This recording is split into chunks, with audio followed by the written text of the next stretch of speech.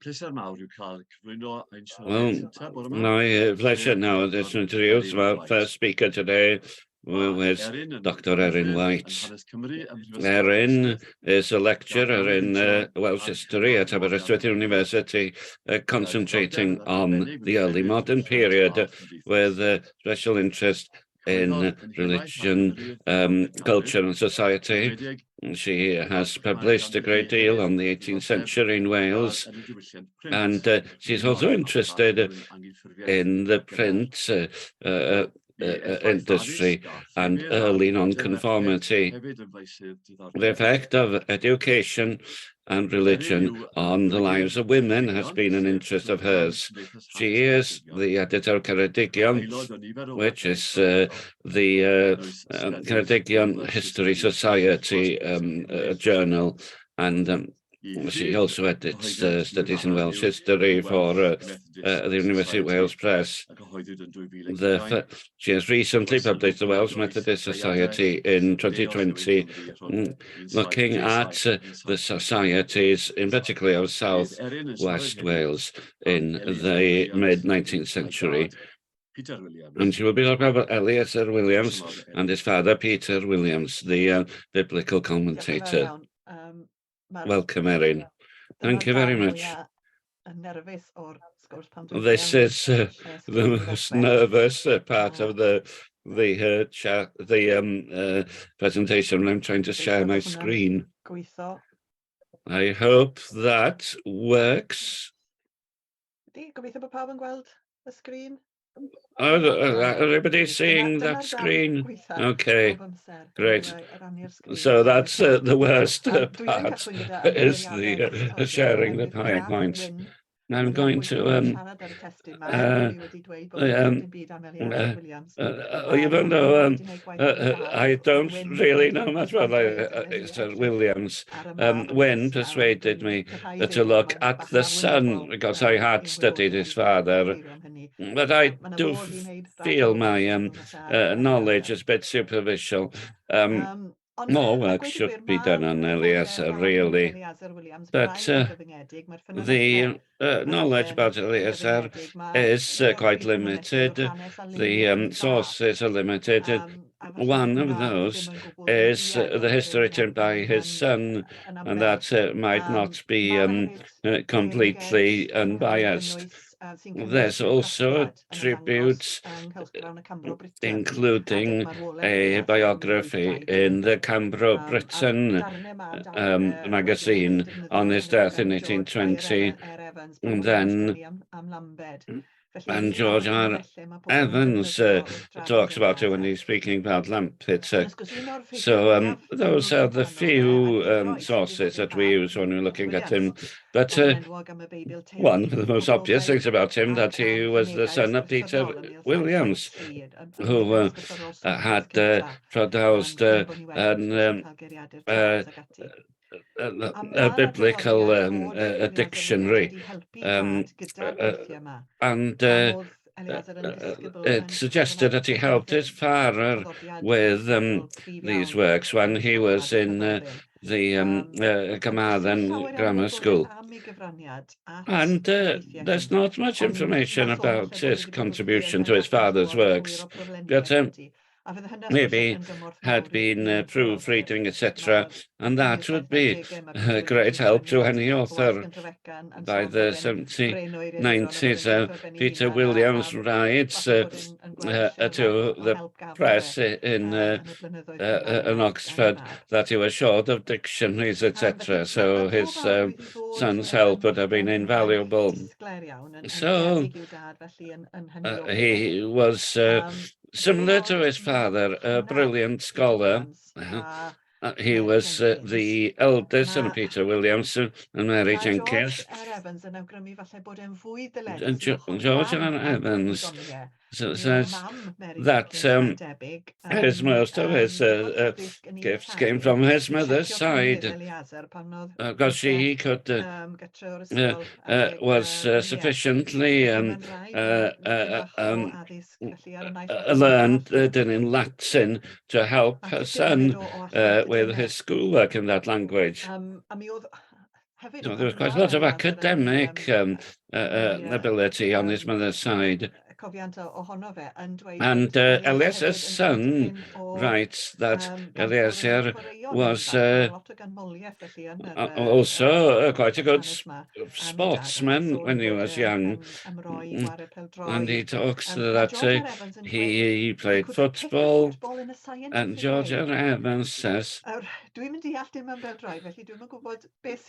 I don't know anything about football, so I don't know what's scientific about kicking a ball, but maybe he should have been playing for Wales. There's stories about him being a strong swimmer and having saved the life for a coracle fisherman who had fallen into the river. So this picture of him as a young man is somebody very talented, but of course we don't know how much the son is exaggerating. And Margaret, his Peter Williams' older sister, David Jenkins, the biographer of Thomas Charles, that Thomas Charles was interested in her before he married Sally Jones. And Peter Williams wasn't really happy that Thomas Charles hadn't got married to Margaret in the end. And also, it says that Peter Williams would have liked Sally Jones to be married to Eliezer because they were within wide near in age. And there's a suggestion by David Jenkins there was some ill feeling because of these romantic connections. We see it, Peter Bailey Williams, who became famous, and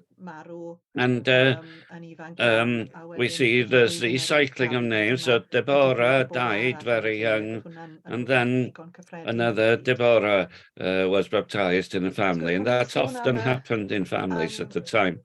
And when we talk about the children of the Methodist fathers, they tended to raise sons for the Anglican ministry. And this is Eliezer Williams' career, ordained a deacon in 1777 and became the curate of Trelech in Carmarthenshire for the short time. And then he was transferred to Tetsworth in Oxfordshire. Again, this isn't uncommon at the time. If somebody had been to the university at Oxford, they had connections, they found parishes for sons in England, like Thomas Charles, for example, as well. He gained his BA in 1778 and was ordained in the same year as a priest. And then he was appointed a teacher in Wallingford Grammar School in Berkshire, and he served Acton nearby. And then he gained his MA in a few years. But an interesting change in career comes by 1780 because he seems to want to see more of the world and became chaplain of the ship Cambridge. And there was a tension between Britain and France at this time. And this is the Cambridge being launched in 1755, quite a few years before Eliezer joined the crew. And then here it is to be being launched. And while Eliezer was on board, his main activity was the defense of the North Sea, but by 1782 it had been involved in battles around Gibraltar, and that scene, the Royal George on the right there, sunk at that time near Gibraltar, and Eliezer was on the Cambridge when they saw that happening. And his son talks that Eliezer in later years was used to tell stories about his experience on the sea and colourful stories about what happened to the ship. So he was quite a hero to his son in the light of that. One of the important connections here is this person on the right there, the Vice Admiral Keith Stewart. Now, it's not clear entirely from the sources how much of a connection was there between Keith Stewart and Eliezer. His son's biography says that Keith Stewart was captain of Cambridge while Eliezer was chaplain. But it's suggestion that from naval records that he only came to be in charge in 1782. But certainly they were both together on the same ship. And that was an important connection because Keith Stewart's nephew was John Stewart, Earl of Galloway. And through that contact, Mr. Williams became a family tutor for the Earl of Galloway and spent most of the next 10 years living in Galloway House in Dumfries and Galloway in southwest of Scotland. The house is near the shore, looking out towards England and the Isle of Man.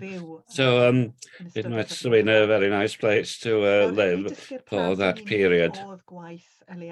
Now, Eliezer wasn't only the tutor for the children, but also researching the family genealogy.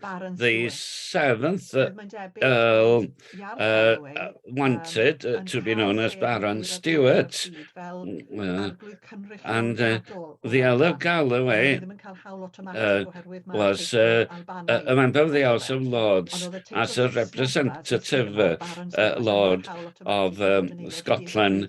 But if he could get this English title of Baron Stewart of Galles, he would automatically be a full member of the House of Lords. So it took a long time to prove that he was entitled to that, but because of Eliezer's research, the Earl of Galloway gained this extra title. The descriptions of the Earl aren't very flattering. As Sir James Boswell says, a little man with a great flow of animal spirits. But he had been a great support to Eliezer and gave him work for quite a period. And through the influence of that family, Eliezer became the vicar of Cynwyl Llan in Carmarthenshire, probably because of the connections through the Earl of Galloway.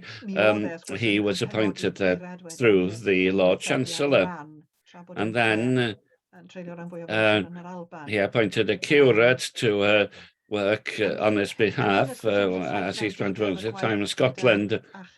And by the 1790s, the work with the genealogy was finished, and then he went to London as a secretary to one of the gentry, and also as curate of Chadwell, St Mary's in Essex.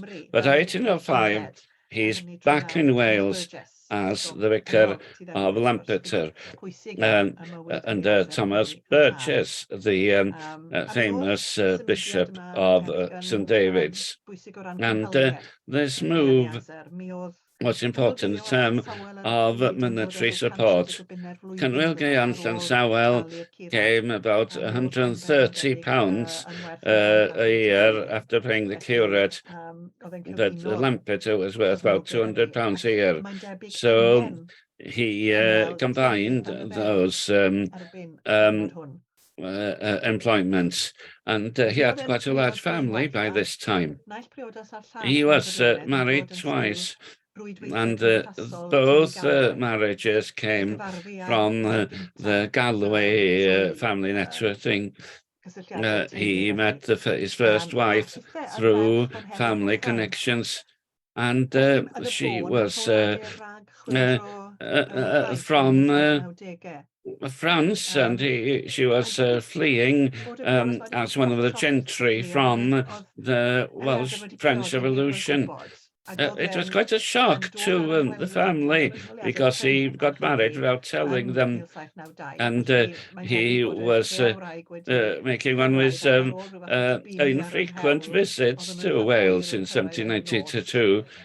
And they arrived late at night, and Peter Williams and his wife heard people speaking French outside, and they didn't know what was happening.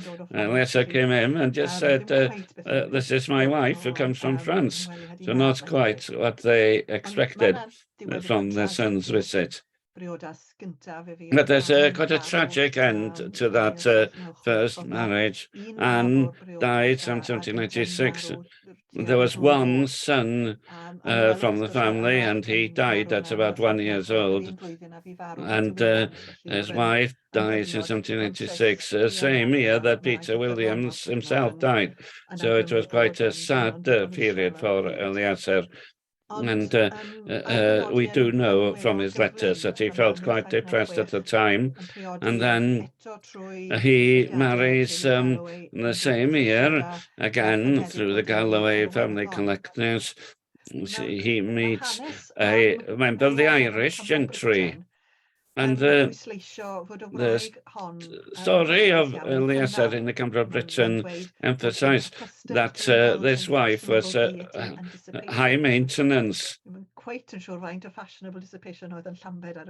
Not sure how much fashionable dissipation there was in Lambeth at the time, but she was trying to find that. And her family, according to her family, was also a great pressure financially, and so he lived beyond his income. But his son says this is completely wrong, and it's natural that their eyes there may be there are signs that there were financial difficulties. By the time of Eliezer's death in 1820, he died intestate, and the records that his eldest son was allowed, eldest daughter, Maria Jane, to be his executor. So there was a dispute whether the family or a local shopkeeper who was indebted to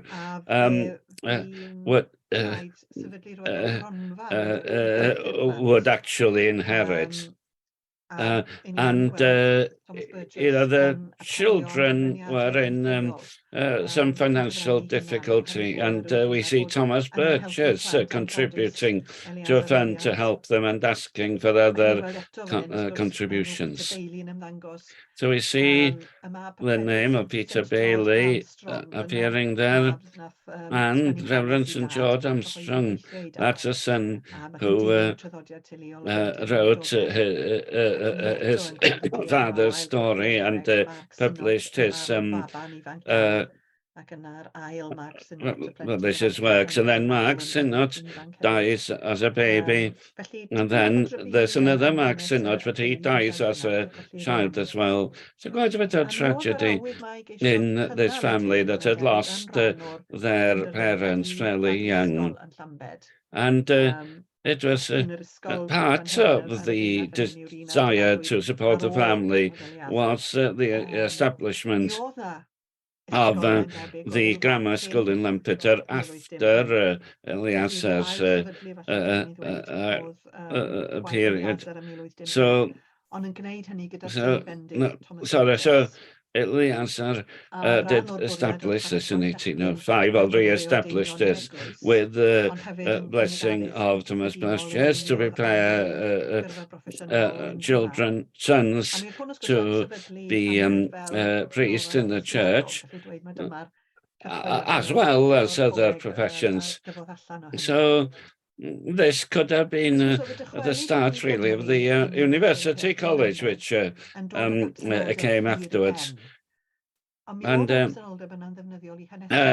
Eliezer Williams returned to Wales, was after a long absence. And as was the fashion then. They often wrote to each other in English, and the family was glad that he was back from Scotland. So, and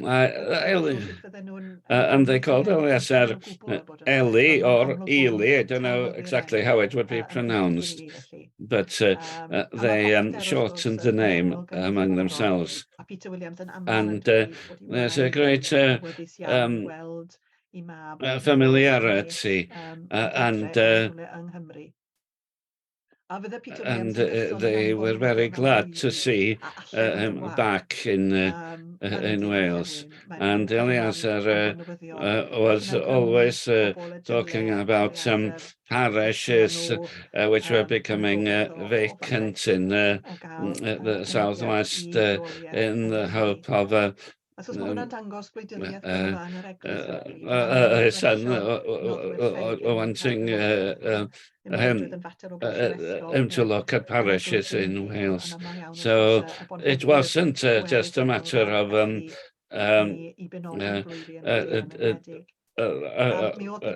influencing the bishop, but the gentry who had power over these parishes. And Peter Williams was looking after Canolgaean Llansawel when Eliezer was absent. And the relationship between father and son is very important as well. And also coloured Eliezer's attitude to the Methodists. And Eliezer wasn't really very happy with the Methodists after his father was expelled in 1791. The doubts raised about his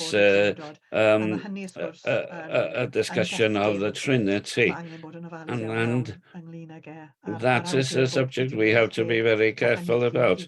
And the decision that Peter Williams hadn't differentiated enough between the persons of the Trinity in his notes. And there was a lot of sympathy for Peter Williams, who had, towards the end of his life, after making such a great contribution, being treated like this by the Methodists, and the family felt that he certainly had suffered injustice. And Eliezer had been helping his father on the work of the Biblical Index, and more involved with his father's work than others. And in the later years of his life, Eliezer started to translate the notes that Peter Williams had on the Bible into English, and it was felt that an annotated Bible in English would be useful as well. But that work had started but wasn't completed before Eliezer died.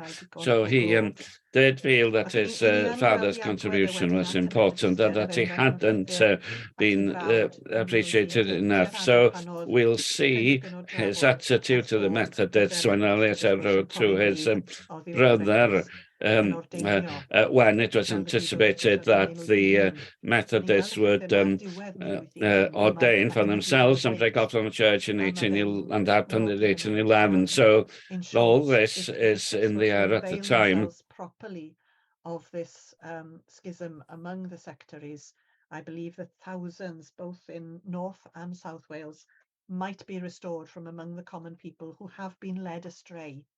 And most of the stray clergy would gladly ground arms and change sides again if they were well received and leniently treated. For I hear that the new self-created ministers begin to assume considerable authority and treat their brethren of the clergy with great tyranny. It is much to be regretted that our bishops are strangers to the country and know so little of its temper and disposition. Otherwise, schisms of this nature might be prevented or easily repressed when they occur. A mae'n amlwg yna bod yn ystyried y And Methodistiaeth yn schism, a mae'n obviously, sôn am there he sectaries. considered the Methodists as schismatics, and he talks about them as Mae'n sectaries. dweud y gwir bod yn teimlo It's interesting mor gryf that na fydde'r he ordyn yn llwyddo. feels Mae'n so deud yn y llythyr strongly hefyd bod e'n clywed that bod the nifer o ordination gyrrwyrwyr wouldn't gefnogol y work. Methodistiaeth yn mynd He i says gyfrannu. that he heard that Mae'n sôn many er of the enghraifft am John William clerics Lledrod ac yn who are arbenigedig supportive of the Methodists archifeiliaid are gyda going to hwnnw yn ymarfer ar Methodistiaid. Felly bod e'n turn rhannol against them, y bwrlwyd like yn y John Methodistiaid, Williams Lledrod. ddim fel petai yn So, darlun hollol eglur o it's gryfder y gefnogaeth. Oedd Williams Lledrod er enghraifft he glynu doesn't seem to Felly, mae'n bosib bod e'n really dymuno understand the support of Methodists. beddi ar y So pwynt yma William oherwydd i Lledrod actually deimladu remained a hunan. Methodist. So he probably Ond wrth gwrs, wanted Methodism un to o'r fail at this time agweddau because of his own strong sy'n feelings. gwneud Eliezer yn And ffigwr one diddorol of i'w the chwaith llenyddol yw bod cyhoeddwyd weithiau Saesneg matters Eliezer mewn which cyfrol makes gan ei fab, Eliezer important for this time. His son published his English works as well as a memoir of his life.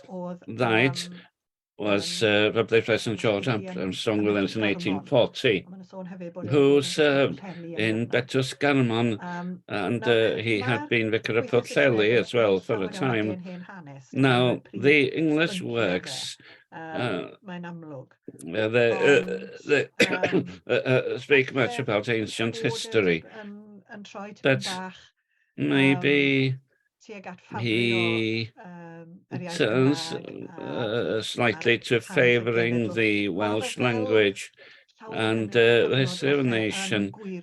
Like many people of his age, he follows legends rather than real history. That was quite a natural thing at the time to establish a pride in the history of the Welsh using myths rather than true history. He also studies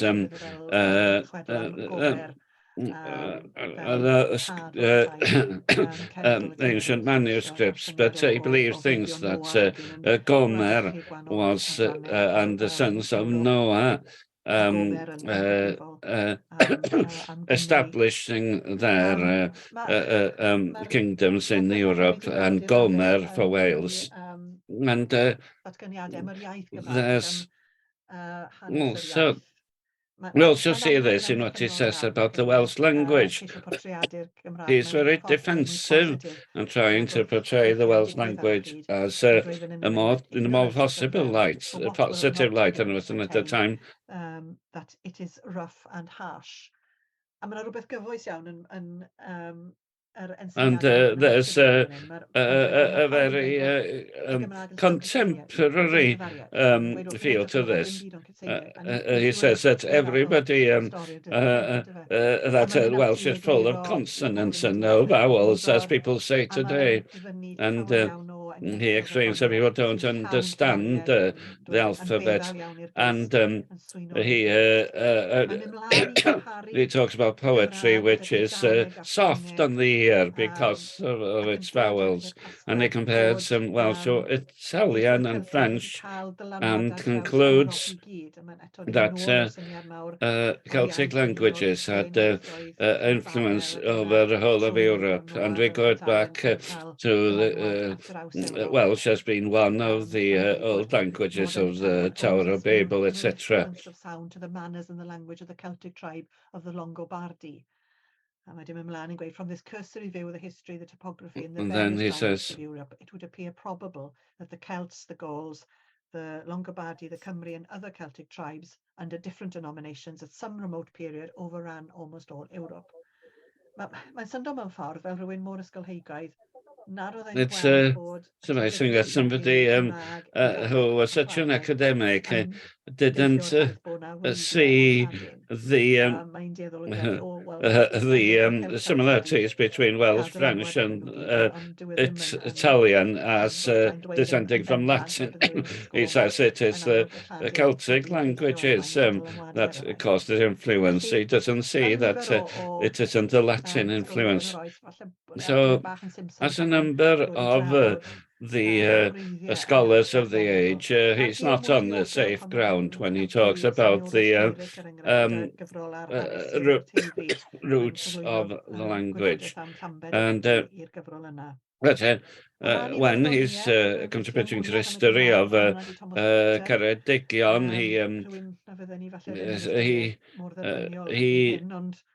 he's more certain than, and then among his poetry, the memoir to Robert to Picton, the hero of Waterloo, even though it might not be acceptable now. Yeah, he was one of the was there as one of the leaders of the Great Eisteddfod in 1819 in the Ivy Bush in Carmarthen, and he wrote performances in English for his pupils in Lampeter, and he was well remembered then. So Daniel Evans, Daniel the Garrigan, talks about him as a linguist and a great scholar of the old ages, who his poetry was extremely popular. He was a candle to us all, and he had no self-pride. He was a great pastor and a minister to the weak. And gael, that is, means a sheepfold. But his pupils raised money for memorial to him, which was 9 feet high in the church in Lampeter. So there was great respect among his former pupils. One thing that could be said definitely about him, that he actually taught some Welsh in the school, and that didn't happen in every educational institution at the time. And the school was compared to Ystad Meurig in terms of quality, not in terms of the building. It was a very simple building, but in terms of the quality of education, it approximate to the Ystad Meurig school, and all these grammar schools not only help to prepare people for the ministry, but also for university careers. So that was Eliezer Williams's main contribution, was his contribution in terms of establishing Lampeter as a centre of education and this grammar school, which really helped many young men at the beginning of their careers.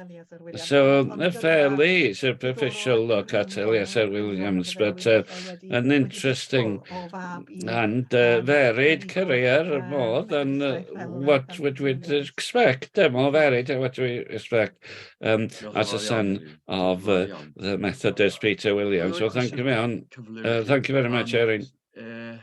And I ask you quickly, I understand that Eliezer felt aggrieved with the Methodist after his father Peter was expelled. That happened in 1791, didn't it? No. But he had been a Methodist in 1877.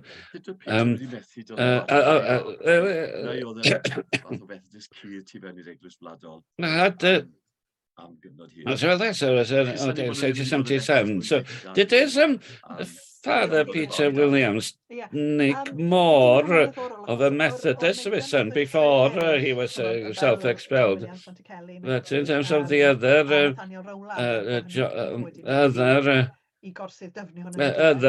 Methodist sons, like Nathaniel Rowland, they were very much involved in the Methodist movement and had an important role there. But the fact that Eliezer went to England, spent so much time in England, that broke that connection to a degree.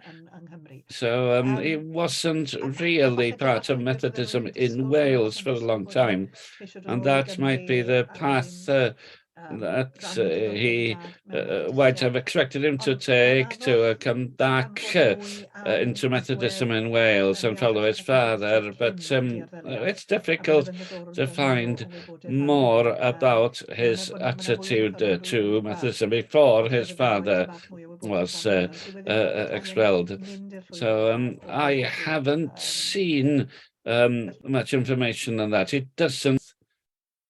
Oes gan rhywun gwestiwn arall? Awch chi, Owen? Anyone else have a Question arall? question to ask Sylwadau? now? Any other questions or comments? Neu gymryd ni hoi fach nawr. Gai ofyn, If Owen, not, ges i fraint o wrando can I ask? I had the privilege of listening to Eric Davies lecturing on Peter Williams, and that was great. And Eric says that the Griffith Jones's circulating schools were very important in this. And, these were held for 3 months at a time in different areas, and this had raised the literacy of Welsh speakers to a very high standard. Had Eliezer have any connection to Griffith Jones? It's interesting that part of Carmarthenshire produced these particularly talented people, Griffith Jones, Peter Williams, Thomas Charles.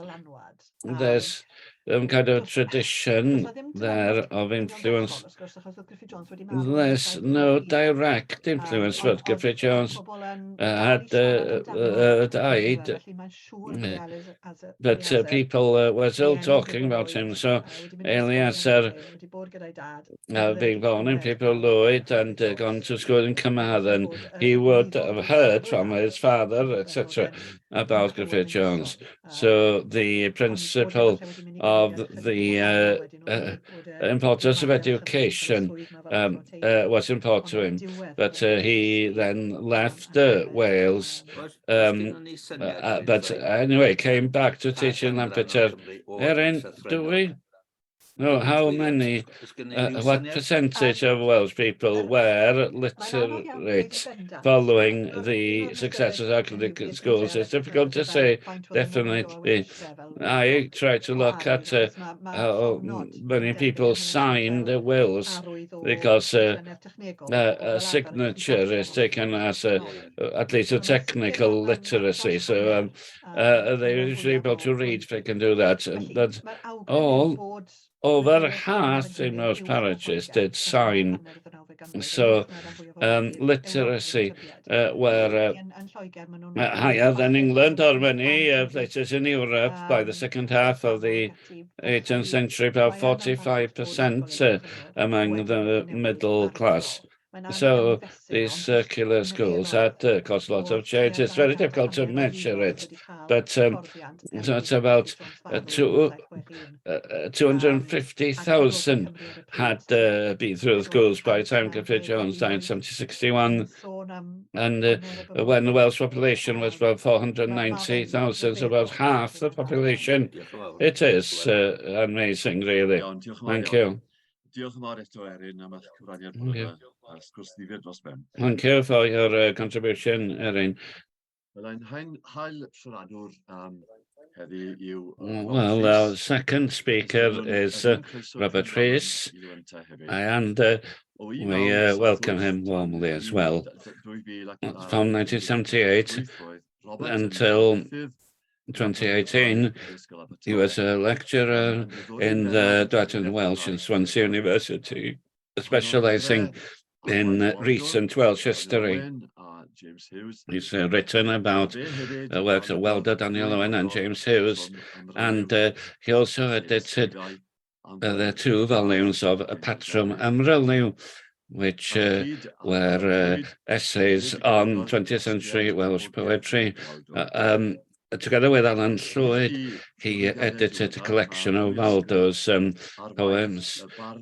He has written recently on the priest poet Emlyn Lewis, who was vicar of Llanradog, and Robert lives in Porthryd, not far from Llanradog, and he has recorded the Cwmgwendraeth fight against the proposal to drown the valley. He has been editor of Baron and Evangelical magazine, Cylchgarn in Welsh, and he will be looking at Brutus, asking, is he a hero or a bandit? So thank you very much, Hywel. I need to share the screen now, I think. Don't be too... don't take too much notice of the artistic nature of this presentation. I hope the light in this room is enough. It's great to be with you for many reasons, and to see some familiar faces at the beginning. So it was difficult to refuse when James's invitation to discuss the satirical writer from Carmarthenshire, Brutus. I was very happy to know that I would have reread some of the best, almost striking prose of the 19th century, and try to learn this exciting and controversial writer. Well, when they asked for the title before I wrote anything of these, and the question, Brutus, hero or bandit, was in my head at the time. Not a herior, which means a challenger, but heror in my mind meant outlaw. And I had expressed this in an article on Brutus on the 19th century literature over 20 years ago. And I think this is reflected in what has been written or what he wrote, including his prejudices. In that article, I refer to him as an angry man with a bone to pick, who became an outlaw, who stood outside the respected society of this time, and an iconoclast, and who destroyed the shibboleths of religion at his time. So he did. He said things that other people didn't. So that's what I was thinking about as I tried to prepare for today. Just those ideas that I had 20 years ago. So that. He had some personal reasons for having a bone to pick. He felt that he had been treated unjustly, and he wanted an outlaw in society. So there is some foundation for that, but as I was preparing for today and for providing a chapter for the volume about of these contributions, I realize I have a lot more to learn about David Owen's Brutus's contribution. A gobeithio bydd y cyflwyniad hwn yn chysgogi chithau i dod i wybod mwy amdano fe a'i weithiau. I hope I can encourage you to learn more about him. So this is our hero, our outlaw. He's part of this series because he spent most of his life as editor of Hael, established for the established church in 1838. So that was a periodical to serve the established church and express its views. So that's why he is part of the series of Gofal and Gwinllan. Before settling into the editor's chair for the Hael, he had quite a varied career. He was baptized at Llanfimside Church. His mother was a member of the Baptists, but his father was sexton of the church, and he was educated in a church school, and then, like so many of us, went to a Carmarthen grammar school with intention of being a doctor. He was a clever boy, had a classical education, but he started to move from the path that he was to follow. He became an apprentice doctor, but he went to the Baptist College in Bristol. He moved to Aber near Bangor, and was ordained a Baptist minister in Penllyn. Over a number of small congregations there lived in Llangian. He was a schoolmaster there. He did some rural medical work. He marries a girl from Llyn and goes on preaching trips with Christmas Evans. And then there happened an unfortunate event.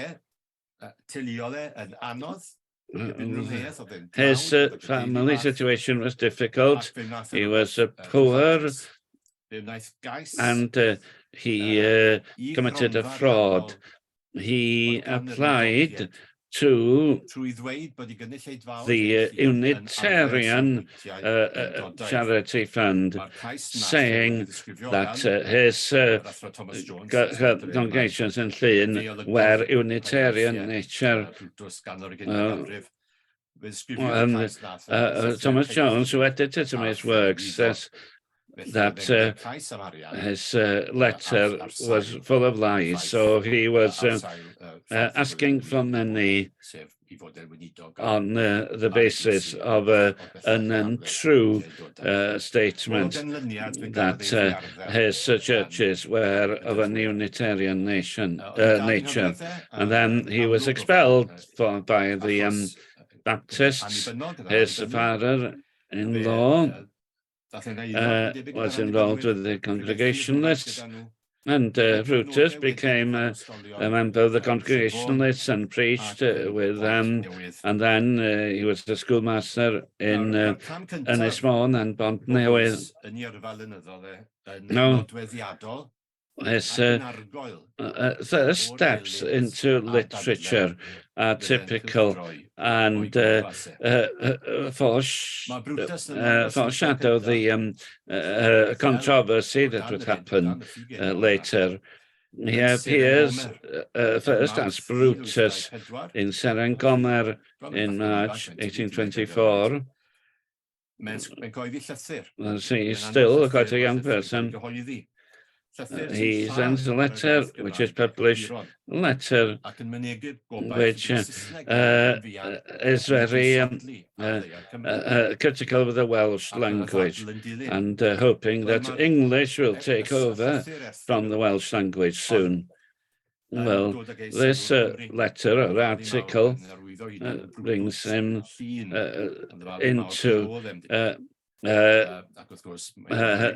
to notice, and a lot of people wanted to know who this Brutus was. And then it becomes known that this is a controversial person, but nobody can deny his literary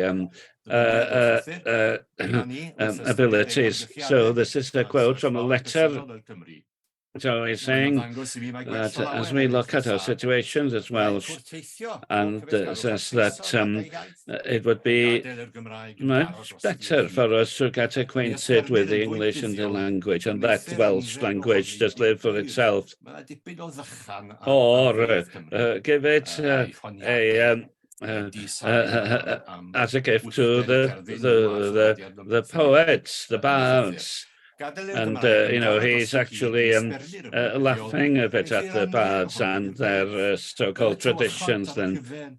So give it so they can actually get fat on the language. So the poets can get fatten up on the Welsh language, and then bring English language into general use. So, who is so thick, really, as the monolingual Welsh person? If the Welsh learned English, they would be more noticed by the world. If you wrote the best book ever in the Welsh language, it would only be circulated in a small population. So I ask, what's more important, being well known as English speakers or unknown as Welsh speakers? So it's quite first appearance in the Welsh language literature. When somebody writes a memorial of Brutus, there's an irony that he actually made his own contribution through the Welsh language anyway. About having said that about being well known in English or unknown as Welsh.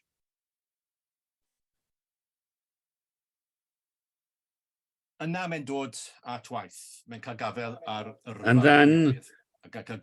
he finds a new career and more appropriate work for him. He starts as an editor in about 1828. He edits Rhys, which was a publication, a periodical published in Aberystwyth. Then he lives there in Llanbadarn. And then he goes back to Carmarthenshire, but to Tŷ Gwen near Llandovery by now. It was suggested that he was expecting to be called as a minister of the independent church there, and that he was disappointed. But we don't know. It's just people who say that. But Thomas Jones says like this. That Brutus became more embittered towards the independents and became closer to the Anglican Church. And so that's the story, that he's been thrown out by the Baptists, and then he's disappointed by the congregation list, and then he goes to the church. After Rhys finished, it begins the editor of Eryn, which was a congregation list publication, but that finished in 1834, because Brutus is expressing more conservative views in religion and politics that the publisher didn't agree with. And all the magazines that Brutus edited are all available on the Cylchgronau Cymru Welsh periodicals website. And then he became editor of Yr Haul in 1835, and he lives in between near Llandyfri in Gwinllan for the rest of his life. At the same time as the Haul was established, there was a congregation were establishing a diwygiwr under David Rhys or David Rhys, as Brutus first to him in Llanelli. And then there was a battle between the two editors, and their periodicals was an exciting part of Welsh publication for 30 years. And Brutus would edit until he died in 1866. And his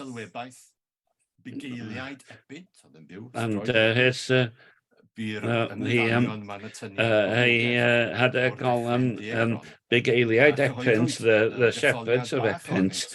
He lived near the Epynt Hills, was popular. And then Thomas Jones Aberystwyth published a selection of him in 1970.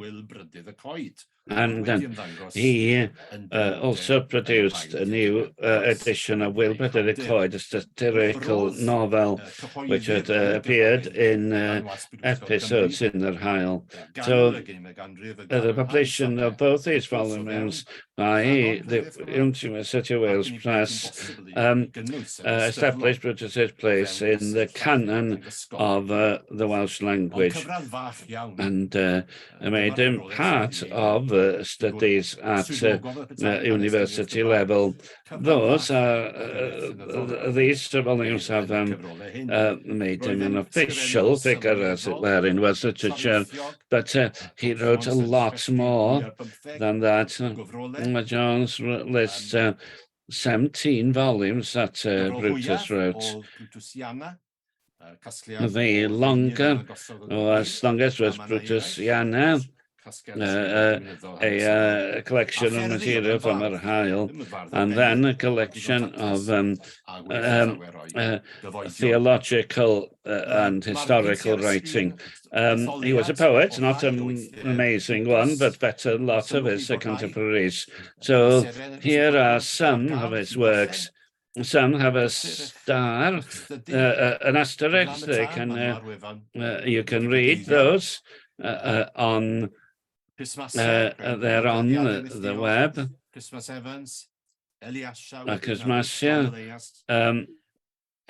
About Christmas Evans. Then about John Elias. He did appreciate great preachers like John Elias, although he did he was scathing about a lot of nonconformist preaching. Then then you have Rhys Vrad, the Mother of Treason, where he's responding to challenges to him, where he was debating with John Jones, Llangollen. We'll talk more about Thomas Williams later. And apart of just giving us an idea of his work in this slide, he must have been tireless workers. He draws our attention to two great supporters in Carmarthenshire and Breconshire. As editor of Haul, the first was his publisher, William Rhys of Llandyfri, and of his maid. My intentions of producing Brutusiana in 1885. It was a kind of tribute who was never free of financial worries. And after publishing Brutusiana, his financial situation was much improved, and many subscribers, many of them churchmen, are noted in that volume. And then the second important character in his life was Dafydd Parry, Vicar of Llywel, just over the border in Breconshire, noted for his abilities as a preacher and a very godly man called the Silver Bell sometimes. And Brutusiana is actually dedicated to him for his sponsorship during the last 20 years. So that is a very important statement. It shows that he was supported and sponsored by a man who was of great standing, and probably he was lent books by him, and Parry he was from Parry was from Whitland, and maybe could have been at a school together. But anyway, they know each other probably before Brutus came to the area. And then the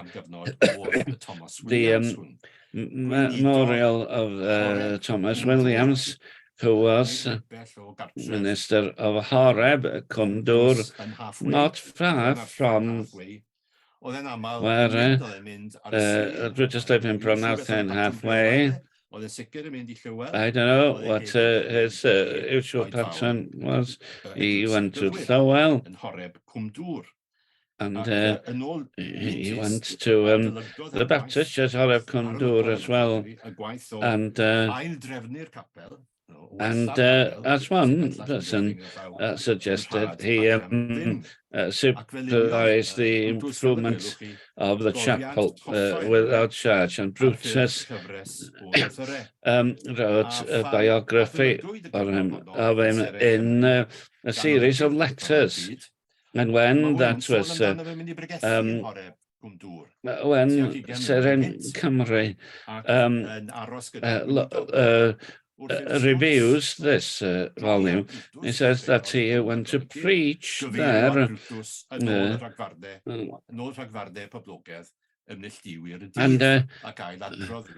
when Brutus was referred to according to the prejudices of the day, and Thomas Williams interrupts and says, "You have been misled about Brutus." And then he gives an alternative portrait of Brutus, and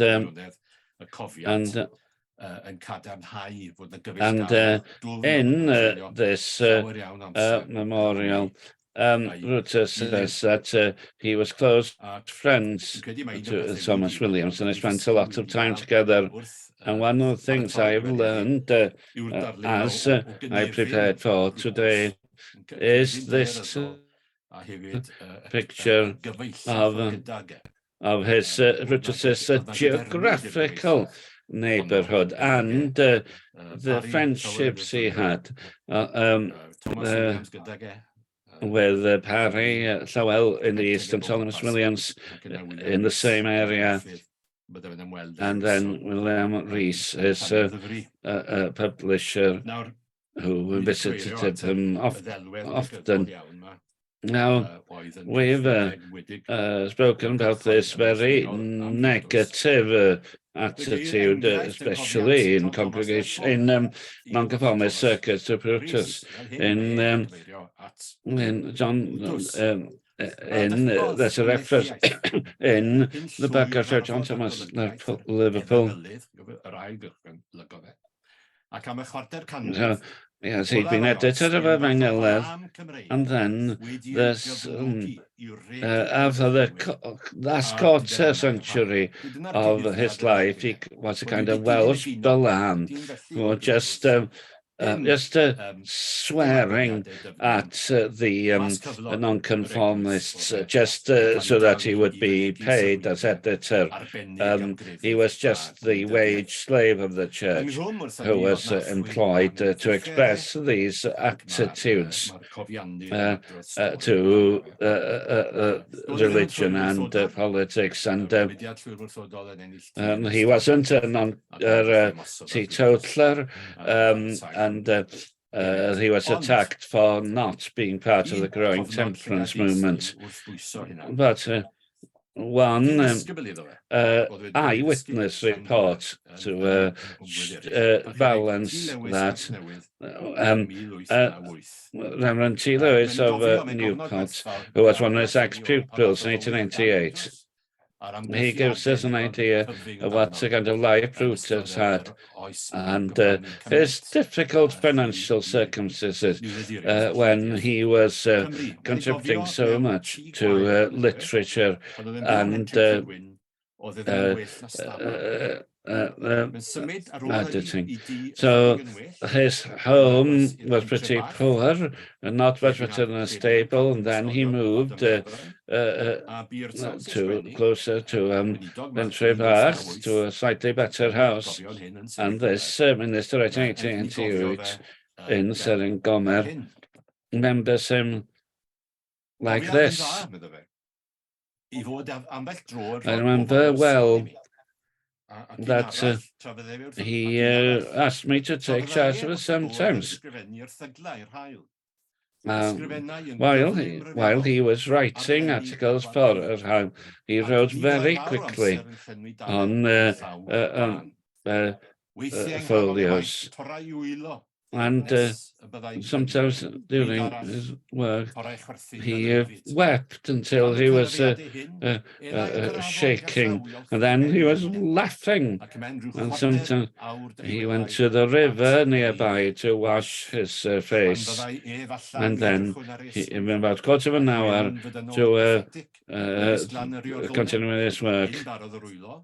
And then I noticed, that talking about the crossing the Jordan, that made him weep, and sometimes when he was doing his satirical work, he would be laughing. So can I underline as well, the great thing that I've noticed is this idea of the square mile lived in connection with very Llywel, Thomas Rhys, etc., William Rhys, etc. I'm not going to start talking about his skill as an editor. I'm not sure how much he actually wrote himself of the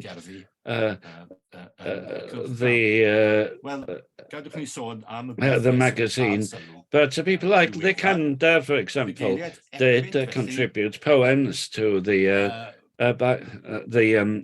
magazine.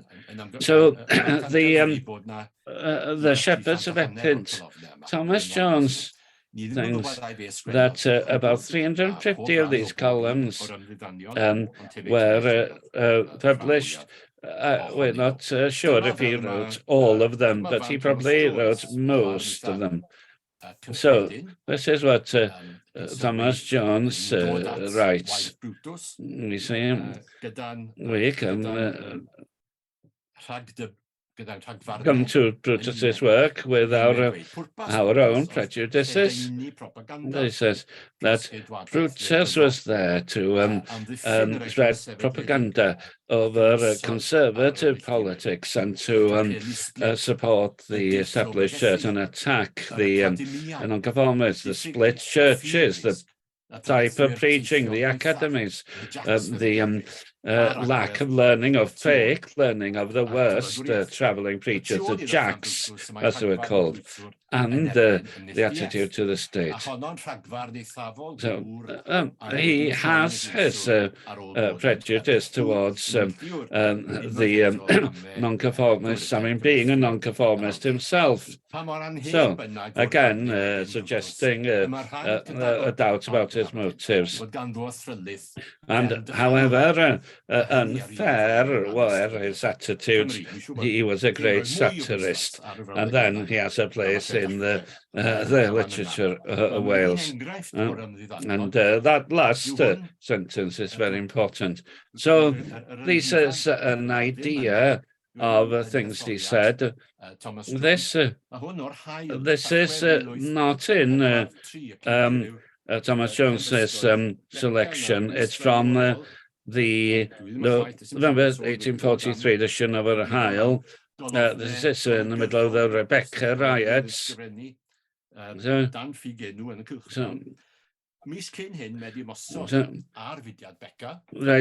Last month before this, he had attacked the Rebecca movement, and he's attacked David Rhys of Llanelli for supporting Rebecca. So it is the Rebecca of nonconformity that's led to these riots.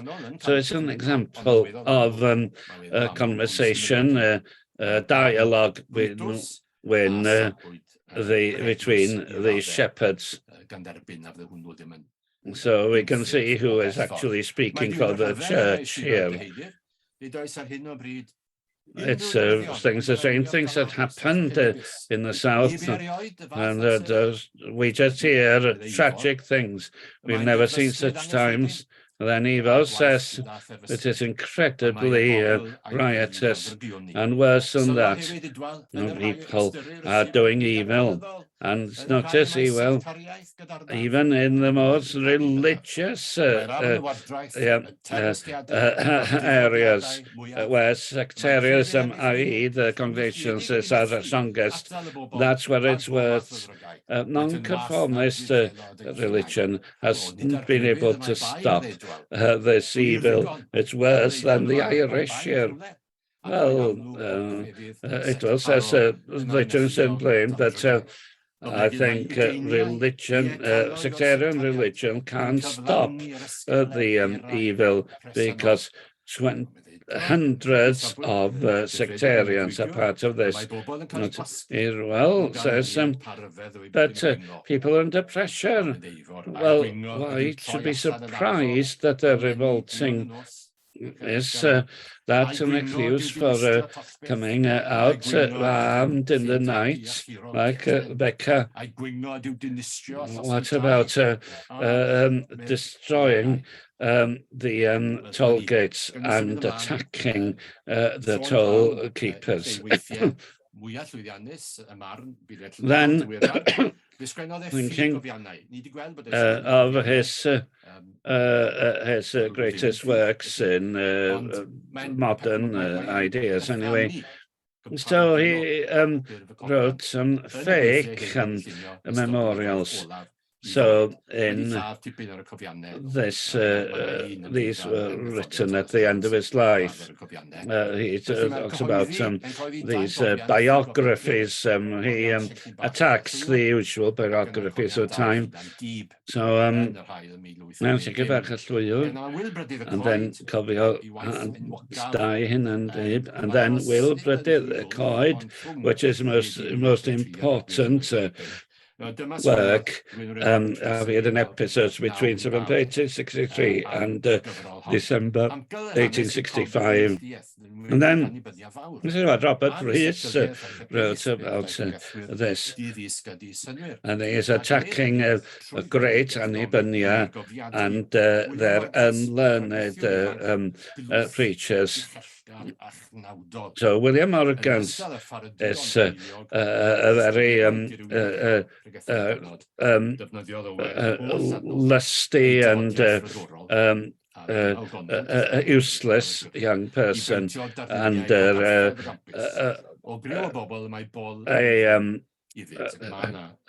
hypocrite. So he gives a whole thick picture of people who are merely gluttons and wasters, as the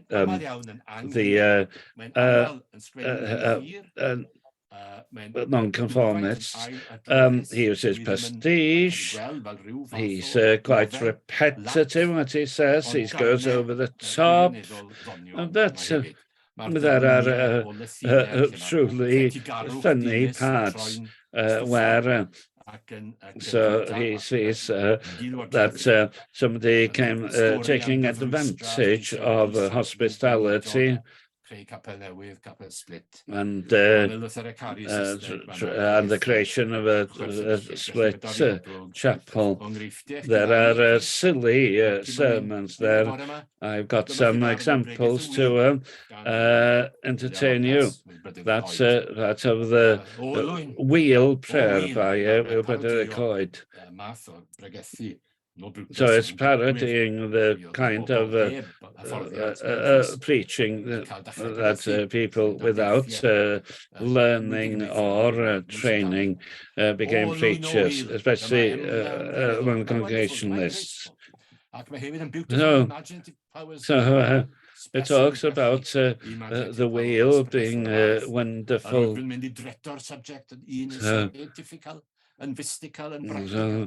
So he's going to critique scientific, statistical and practically. So there's no science to a wheel because it's round, it doesn't have a side.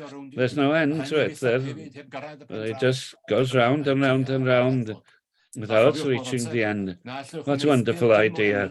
And remember always that you can't do nothing of the emblems of the word if you don't put it in a crucible of scientific relation to reduce it to liquidity. Well, it's a preacher trying to throw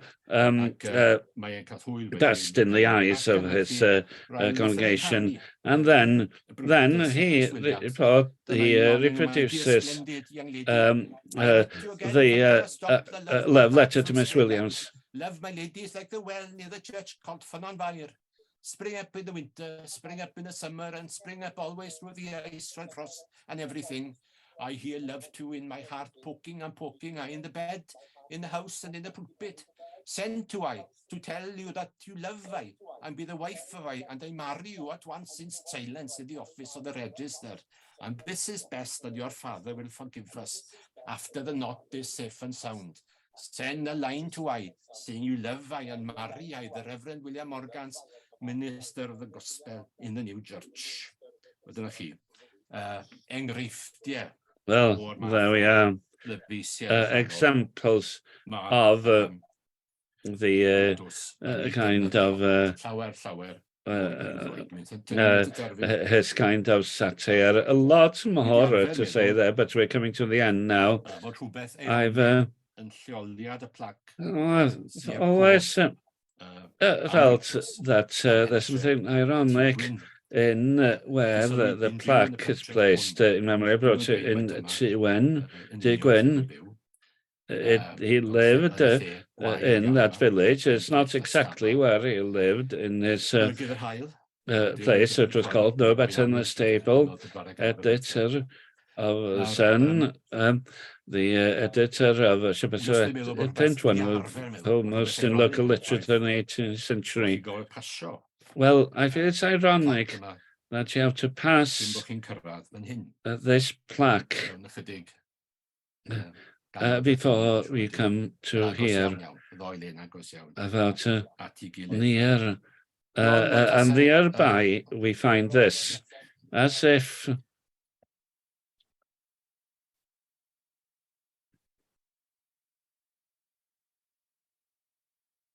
Ron, mae dysau Brutus yn dal i chwarae joc yn as if Brutus dal I dynnu blewyn was playing a joke on us, still attacking non-conformity, that you have to go past this to reach Pantycelyn of everywhere. So he was an iconoclast.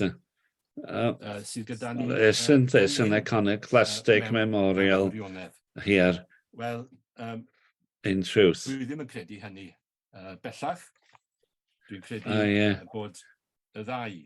I don't believe that by now. I feel that sbwylo'r ffordd I Pantycelyn I ni.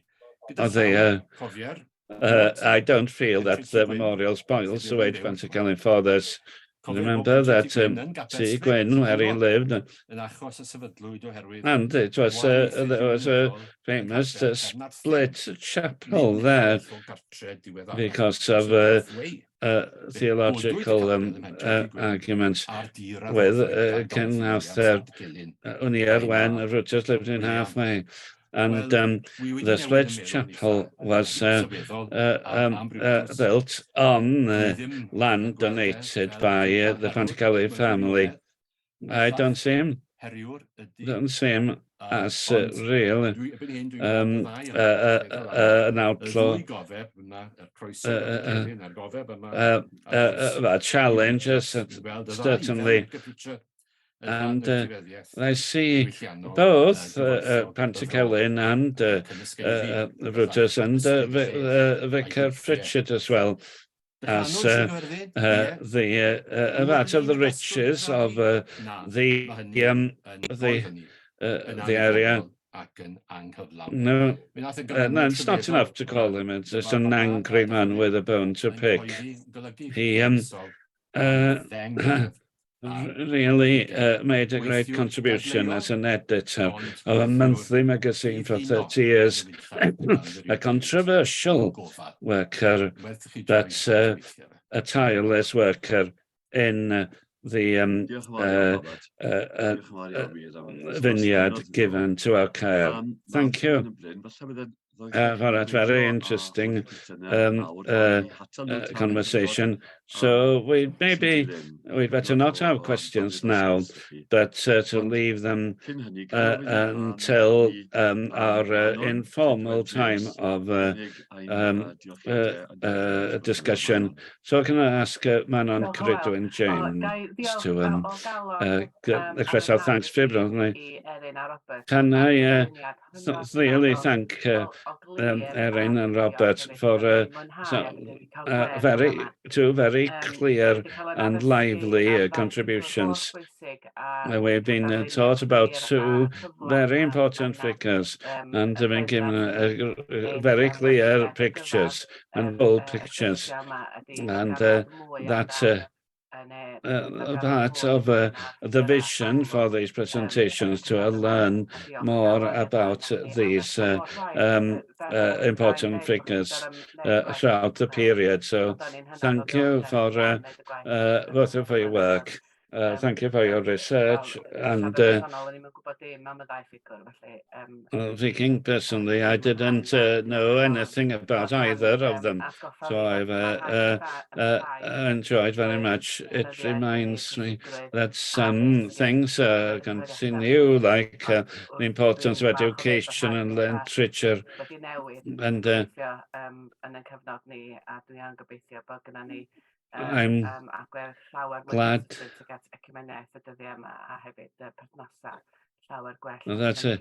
those things are, but also that there's some better relations between us as denominations by now. And thank you very much for the work that you've been doing. and for your great presentations today. Thank you, Manon. Thank you all for your presence here today, and farewell to those who are not able to stay, but the others of us can continue.